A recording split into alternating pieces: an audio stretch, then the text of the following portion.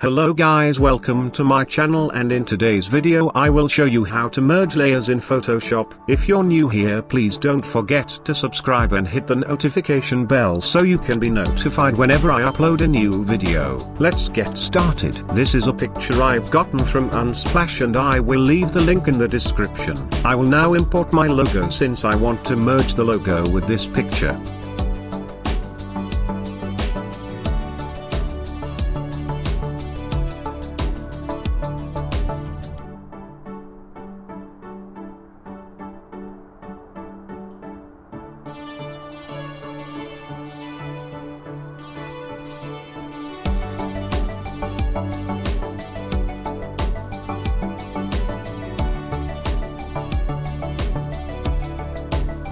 My logo is imported. Now let's merge the logo with the picture. Select the layers you would like to merge and right click.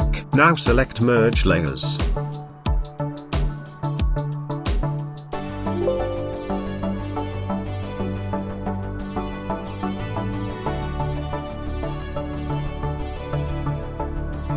You can also merge by selecting the layers you want to merge and press Ctrl E. Thanks for watching this video. See you next time.